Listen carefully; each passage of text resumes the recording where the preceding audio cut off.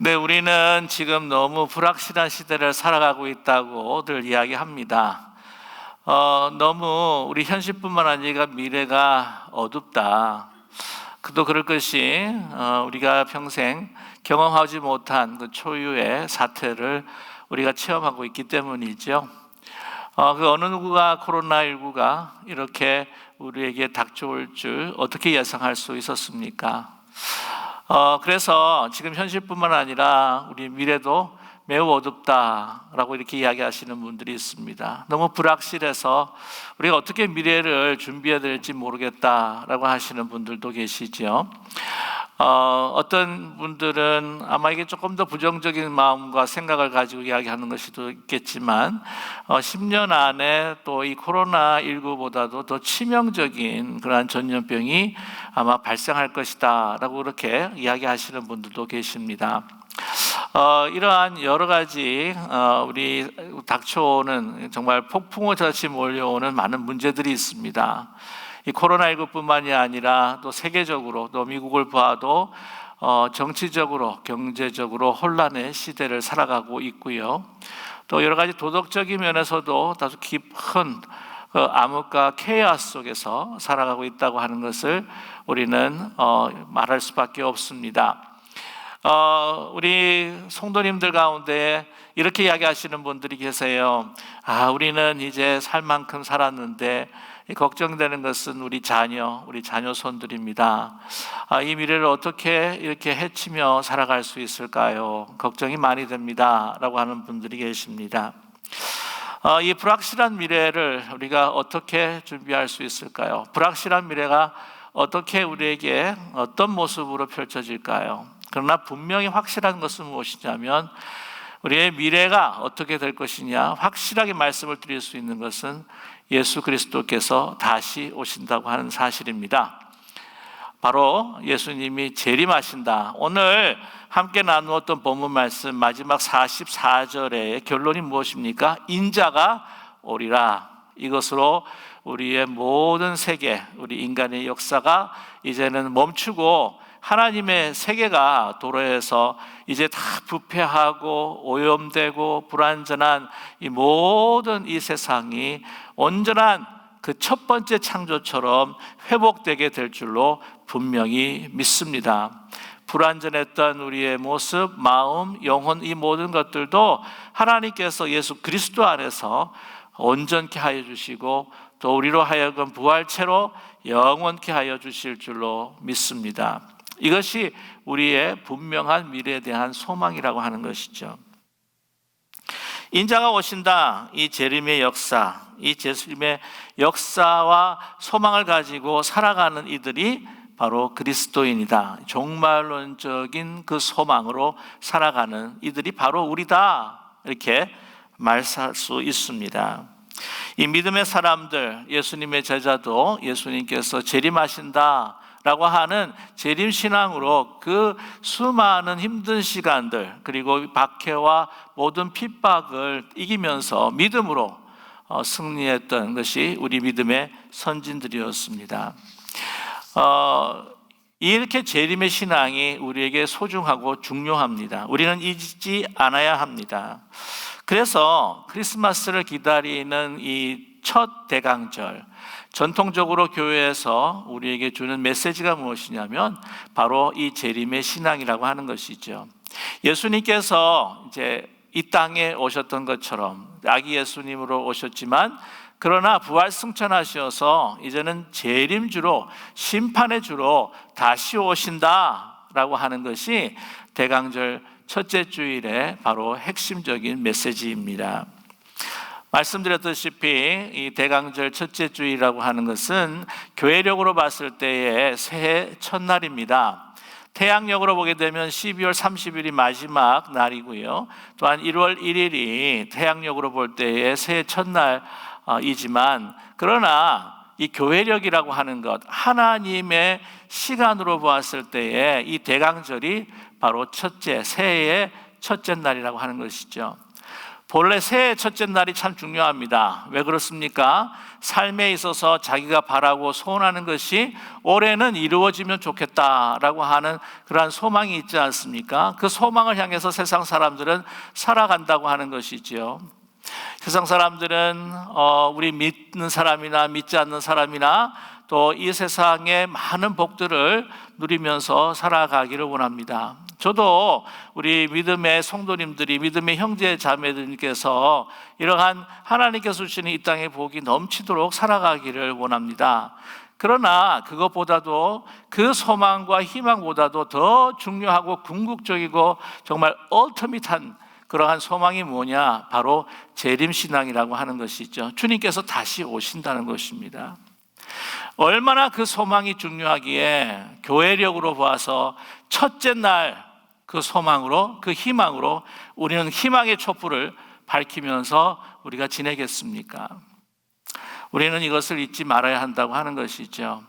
예수님께서 다시 오신다, 다시 재림하신다 라고 하는 그 궁극적인 소망을 가지고 이 땅을 살아가는 종말론적 신앙을 가지고 살아가는 사람들이 바로 우리이기 때문이지요. 선진들과 믿음의 선배들뿐만이 아니라 우리도 지금 현대 이 삶을 살아갈 때에도 그 궁극적인 소망을 잊지 않고 살아가야 한다고 하는 것이죠.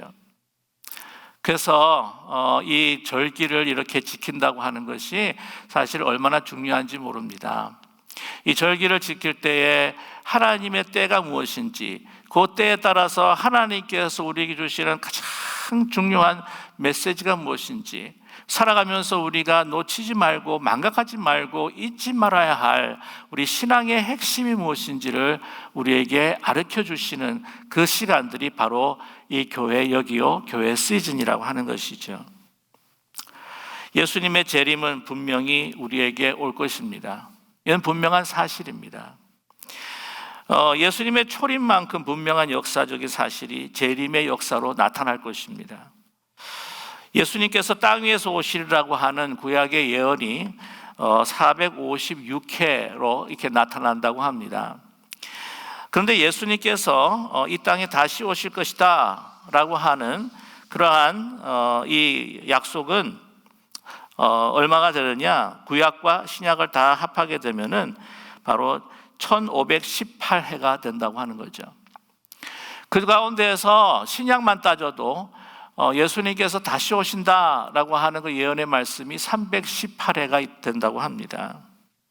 자, 예수님께서 초림에 대한 예수님의 초림에 대한 예언이 구약에서 456번 나타났는데 그것이 하나님의 뜻 가운데에 이루어졌고 또한 역사적인 사실로 나타났다는 것이죠.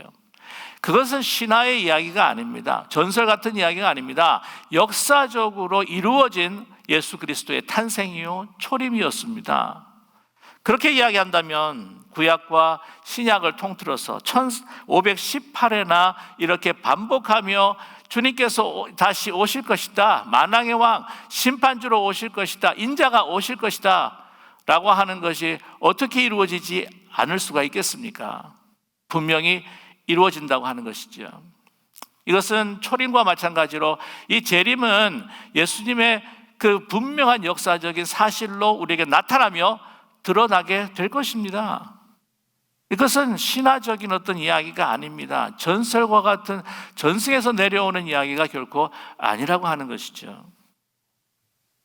여러분, 재림이라고 하는 것 얼마나 이 초대교회 성도들, 우리 믿음의 선지자들 중요한 것인지, 그들은 예배 때마다 마라나타, 예배가 끝나고 난 다음에 마지막 기도를 마라나타 주 예수여 오시옵소서.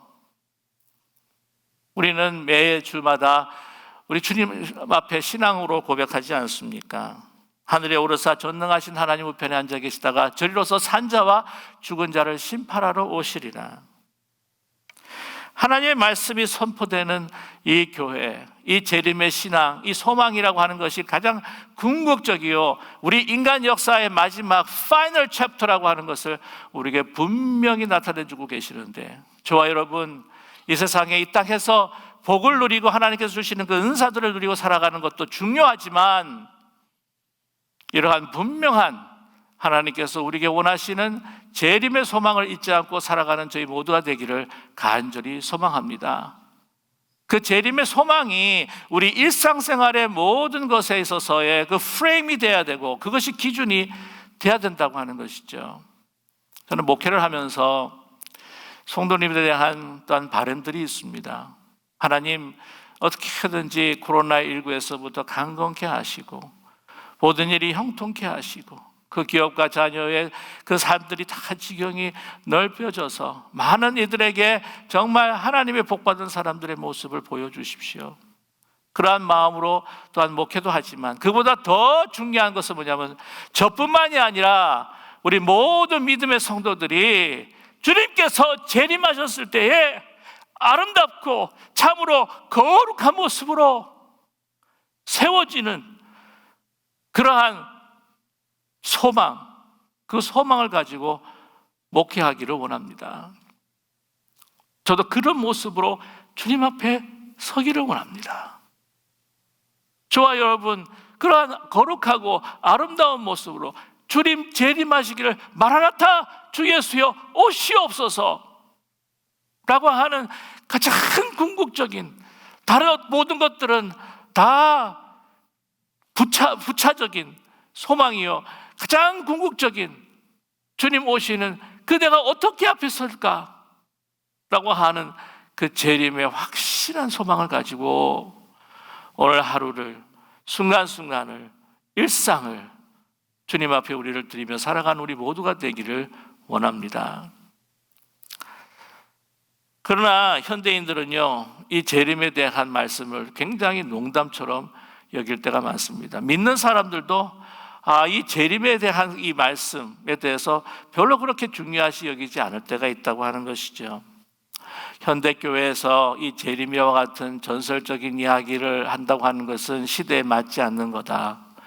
아니, 어떻게 구름 타고 예수님이 오시고 재림한다고 하는 것, 그거는 하나의 어떤 상징적인 이야기요, 하나의 전설적인 이야기 같이 신화적인 이야기지, 이게 정말 역사적으로 일어난다고 이것을 믿고 가르치고 선포한다고 하는 것은 시대에 너무나 맞지 않고, 이렇기 때문에 젊은 사람들의 마음을 끌지 못하는 것이 아니겠느냐라고 그렇게 반박하시는 분도 있을 줄 몰라요.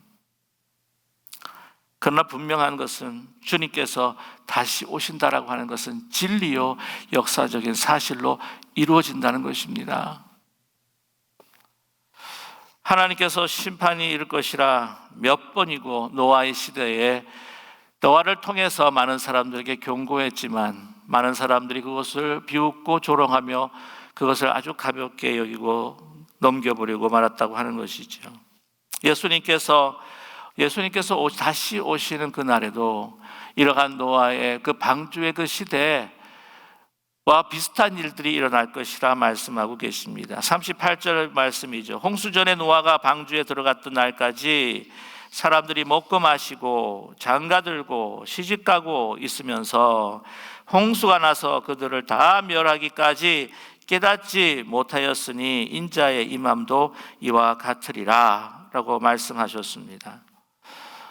하나님께서 노아의 시대 때 그 땅을 보시고 죄악이 너무나 관영하고 하나님을 아는 영은 하나도 없고 육체만 남아 정말 그 종욕에 따라 살아가는 그런 심판받을 수밖에 없는 그 인간들을 다 멸하기로 작정하셨습니다. 그러나 하나님의 은혜로 인류를 완전히 진멸한 것이 아니라 노아를 선택하셔서 방주를 지으라고 말씀합니다.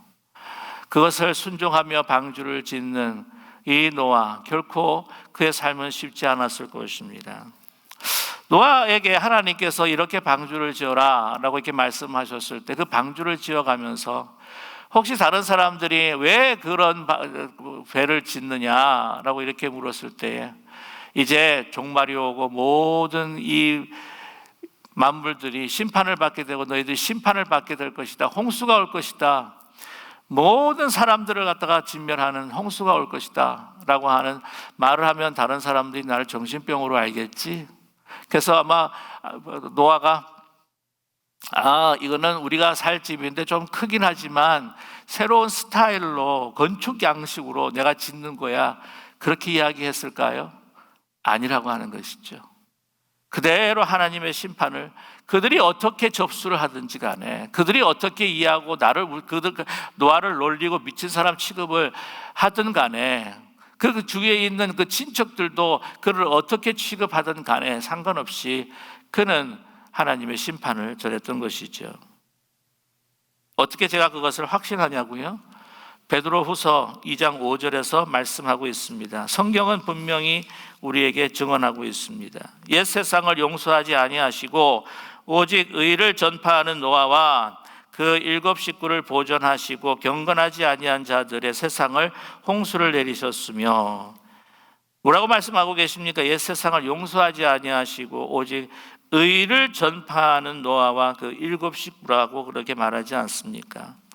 그리고 얼마입니까? 120년입니다. 그 오랜 세월 동안 정말 지치고 힘들 수 있었던 그런 상황이었지만, 그러나 계속 120년을 그 방주를 지은 그 하나님의 뜻은 무엇이었습니까? 그 방주를 보면서 계속해서 하나님의 의와 심판을 선포하는 그 노아의 삶을 통해서 믿지 않는 사람, 타락해가는, 죽어있는 사람들을 깨우기를 원하셨다고 하는 것이죠. 베드로전서 3장 20절에 그들은 전에 노아의 날 방주를 준비할 동안 하나님이 오래 참고 기다리실 때에 복종하지 아니하던 자들이라 방주에서 물로 말미암아 구원을 얻을 자가 몇 분이니 겨우 8명이라 라고 말씀하고 있습니다. 안타깝게 아무도 듣지 않았다는 것이지요. 그 8사람을 제외하고는 말입니다. 이렇게 이 세상 사람들은 이 재림에 대한, 하나님의 심판에 대한 생각을 전혀 잊어버리고, 아니 그것을 희롱하며 이 세상 사람들은 살아가고 있습니다. 우리 믿는 사람도 그것을 중요하게 여기지 않을 때가 얼마나 많은지 모릅니다. 그냥 일상생활에서 살아가듯 그냥 반복해가면서 우리는 하나님의 심판, 우리의 가장 궁극적인 재림의 소망을 잊어버리고 살아가는 것은 아닐까요? 기독교 변증가이며 소설가였던 유명한 C.S. 루이스라고 하시는 분이 계시죠. 그의 많은 신앙 서적이 있습니다. 그 유명한 서적 가운데 스크루테이프 레터이라고 하는 이 책이 있는데, 타락시키는 편지들, 한국말로 번역을 하게 되면 타락시키는 편지들이라고 하는 책이 있어요. 그 책의 주요 내용은 뭐냐면은 악마가 어떻게 이 사람들을 타락시키는가라고 하는 내용을 보여주고 있습니다. 한 에피소드에 이런 이야기가 있습니다. 어떤 영국 노신사가 도서관을 찾아갑니다. 그래서 이 책 저 책 보다가 신앙 서적을 마주하게 되죠. 그래서 신앙 서적을 읽으면서 깊이 빠져들면서 하나님을 만나고자 하는 그러한 열망이 생겼습니다. 하나님을 어떻게 하면 만날 수가 있을까? 어떻게 하면 이 하나님이란 존재 어떻게 내가 만날 수 있을까라고 이제 고민을 하고 있는데, 옆에서 사단이 이렇게 이야기합니다. 야, 밥 먹을 시간 됐다. 점심 먹자. 아니, 그 금강산도 식후경인데 그런 말은 없어요. 제가 이건 이야기한 거고. 아니 뭐 책 읽는 것도 좋지만은 그래도 먹어야 되지 않겠니? 라고 해서 아 그래, 이제 점심시간이니까 책을 덮고 이제 점심을 먹기 시작했습니다. 점심을 먹는 가운데서 계속 하나님에 대한 생각이 떠오르게 되는 것이죠. 그랬을 때 사단이 옆에서 이렇게 이야기합니다. 야, 밥 먹을 때는 밥 먹는 데만 집중해. 그 시간을 즐기라고. 다른 생각하지 말고, 잡다한 생각하지 말고 그냥 맛있는 음식 그냥 집중해서 먹어. 그러자고 해서 저렇게 먹었습니다. 그거 먹고 난 다음에 다시 도서관에 다시 돌아갔죠. 돌아가서 이제 책을 읽고 다시 하나님에 대한 생각에 빠지려고 하는데 사단이 이야기합니다. 야, 오늘 너 집에서 해야 할 일이 얼마나 많아. 이 일도 있고 저 일도 있고 하는데 빨리 이제 집에 가야지. 라고 이렇게 이야기합니다. 그래, 내 집에 일이 많지.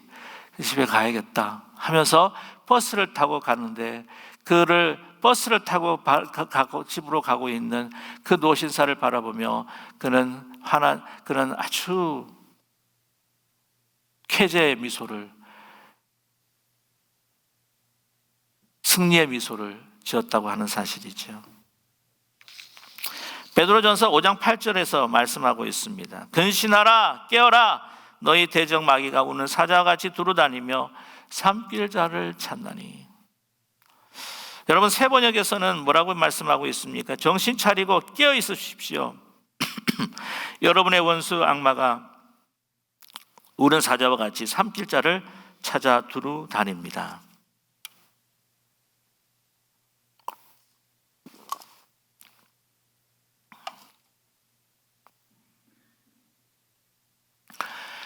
오늘 본문 말씀 42절에 예수님은 말씀하십니다. 그러므로 깨어 있으라. 어느 날에 너희가 주가 임할는지 너희가 알지 못함이라. 여러분, 사단 마귀는 우리를 계속해서 유혹하고 우리를 깨고 있습니다. 현실에 더 충실하라 유혹하고 있습니다. 내가 지금 제일 급한 게 뭐냐? 먹고 마시고 또한 거주할 곳, 지금 당장 급한 것들이 있지 않느냐? 신앙, 주님의 재림, 이거는 나중에 이 모든 현실 문제를 좀 더 해결하고 난 다음에 좀 여유가 있으면 해도 되지 않겠니? 그러나 우리의 삶의 가장 궁극적인 그 희망과 소망은 바로 주님께서 재림하셔서 온 불완전한 모든 세계를 온전케 하시고 우리를 온전케 하시겠다고 하는 하나님의 재창조의 그 역사가 바로 우리의 가장 궁극적인 지금 이 순간 모든 일상생활의 가치와 그 기준을 지배하는, 통치하는 우리의 신앙이라고 하는 것을 여러분 분명히 마음에 새기는 우리 모두가 되기를 간절히 원합니다. 여러분, 사단이 왜 자꾸 그러는 줄 알아요? 그런 이미 예수 그리스도의 십자가의 죽음과 부활과 승천을 통해서 주님 재림하시게 되면 그는 이제는 완전히 무저갱으로 떨어질 것을 알고 있다고 하는 거예요. 이미 패배하고 말았습니다. 패배하고 있는데 어떻게 할까요? 하나님의 이미 패배했지만 그러나 하나님을 더 아프게 하기 위해서, 하나님을 더 대적하기 위해서 하나님이 사랑하시는 우리 모두들을 어떻게 해요? 소위 말하면 물귀신 작전이라는 거 아시죠? 같이 떨어지기 위해서 우리를 붙들고 그렇게 회방하고 있다고 하는 것을 저와 여러분 잊지 않는 우리 모두가 되기를 간절히 원합니다. 자꾸만 우리로 하여금 사단은 지금 우리가 당면하고 있는 문제의 현실만 급급하게 하고 그것만 바라보게 하고 있다고 하는 것을 여러분 잊지 말아야 합니다. 그것으로 인해서 우리에게 주신 정말 중요한 주님 다시 오셔서 모든 것을 새롭게 하시고 또한 우리를 심판하시고 모든 게 새롭게 하시겠다고 하시는 그 분명한 그 신앙을 우리가 잊어서는 안 될 것입니다. 깨어서 준비해야 한다고 하는 것, 오늘 그 또 하나의 이유로 오늘 40절과 41절 설명해 주고 계세요. 그때 두 사람이 밭에 있음에 한 사람은 데려가고 한 사람은 버려둠을 당할 것이요, 두 여자가 맷돌질을 하고 있음에 한 사람은 데려가고 한 사람은 버려둠을 당할 것이니라 라고 말씀하고 있습니다. 한 사람은 데려감을 당하고 한 사람은 버려둘 것이다. 한 사람은 구원받을 것이요 한 사람은 바로 심판받을 것이다 라고 하는 것을 우리에게 말씀해 주고 계시는데요, 그들은 모르는 사람이 아닙니다. 이 두 사람은 밭을 갈고 있다고 하는 것은 이 가족 친지 중심으로 이루어졌던 그 농경 사회를 보게 된다면 굉장히 가까운 사회예요. 가족이나 친척 사이일 것입니다. 두 여자가 맷돌질을 하고 있다.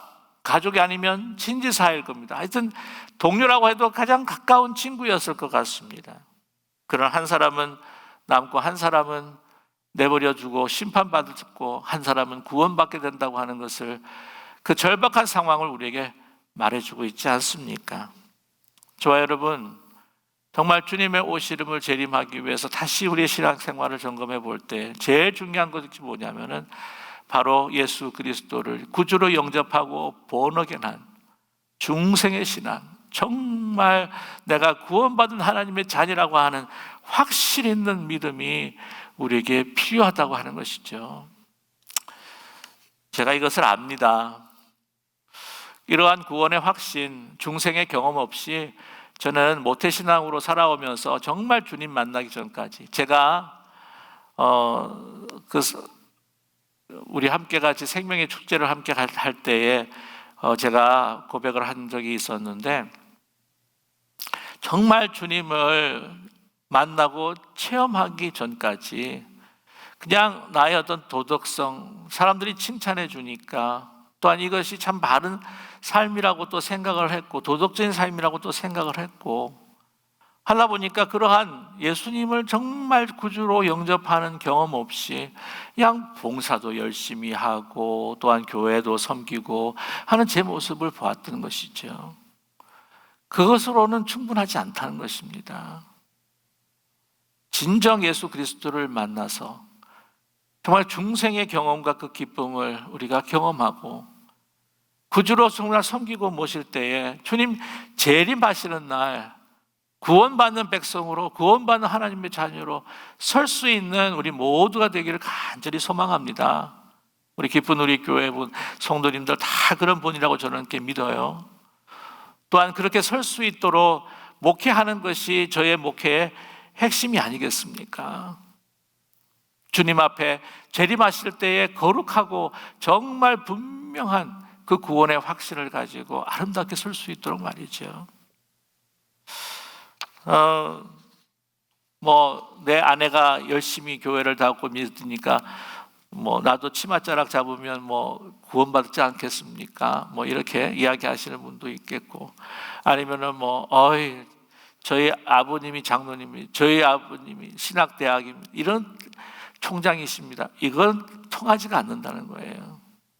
같은 가족이라도 한 사람은 구원을 얻게 되고 한 사람은 내버려두는 이 심판에 빠질 수 있다고 하는 사실을 우리에게 말씀하시면서 깨어서 준비하라, 하나님께서 주님을 통해서 우리에게 말씀하고 계십니다. 마지막으로 주님의 오심을 늘 준비할 이유는 그날을 우리가 알지 못하기 때문이죠. 분명히 말씀하고 계십니다. 42절과 43절의 말씀인데요, 그러므로 깨어 있으라. 어느 날에 너희 주가 임하는지 너희가 알지 못함이라. 너희도 아는 바니 만일 집주인이 도둑이 어느 시간에 올 줄 알았다면 깨어 있어 그 집을 뚫지 못하게 하였으리라. 갑자기 오신다는 거예요. 통보 없이 오신다는 겁니다. 도둑이 나 며칠 며칠에 방문하도록 하겠습니다 라고 이야기하는 사람은 없잖아요. 우리가 불식간에 그냥 통보 없이 금방 언제 올지 모르지만 이게 도적과 같이 임하는 것이 바로 주의 날이다. 그런데 그 날과 그 시 예수님도 모른다고 그러십니다. 예수님도 알 것 같은데 예수님도 모르신다는 거예요. 오늘 36절의 말씀에 그러나 그 날과 그때는 아무도 모르나니 하늘의 천사들도 그들도 모르고 오직 아버지만 아시느니라. 여러분, 그래서 혹시라도 여러분을 미혹하는 사람들 가운데, 이단들 가운데 몇 년도에 오실 겁니다, 며칠 날 오실 겁니다, 결코 믿어서는 안 됩니다. 그건 예수님도 모르세요. 하나님, 하늘의 아버지만 아십니다. 그럼 그 시간을 갖다가 예언하는 사람 그 자체가 벌써 이단인 거예요. 아무도 모르십니다. 예수님도 모르신다고 합니다. 하늘 아버지, 성부 하나님만 아신다는 거예요. 이렇게 여러분 모르는 것, 이렇게 모르는 것, 저는 그게 은혜라고 생각을 해요. 왜 예수님이 우리에게 알려주시지 않으실까? 여러분, 알려주면 더 잘 준비할 것 같다는 생각을 우리가 가끔 하게 되게 되는데 그것도 아닌 것 같아요. 알려주시면 벼락치기 할 것 같아요. 벼락치기. 며칠 날 오게 되면은 거기에 한 잡아져서 한 이틀, 사흘 전에 막 회개하고 막 용서하고 하고 그 전까지는 그냥 내 뜻대로 살고 내가 살다가 그냥 며칠 남겨두고 벼락치기. 여러분 공부할 때 벼락치기 해보신 적이 있으시죠? 벼락치기는 실력으로 남지를 않습니다. 그죠? 또 여러 가지가 이유가 있겠죠. 그러면 일상에 정말 주님을 준비해서 가르쳐 주지 않으면 매일매일 일상을 준비하면서 하나님의 뜻 가운데 살아갈 수 있지 않겠습니까? 또 그날을 알게 되면 어떻게 되죠? 하나님께 소중하게 여기는 모든 일상들을 다 내팽개치고 다미 성교회 같이 아무 일도 안 하고 그냥 막 주님만 기다린다고 해가지고는 막 하는 그 모습들, 그것도 하나님께서 원치 않으신다는 것이죠.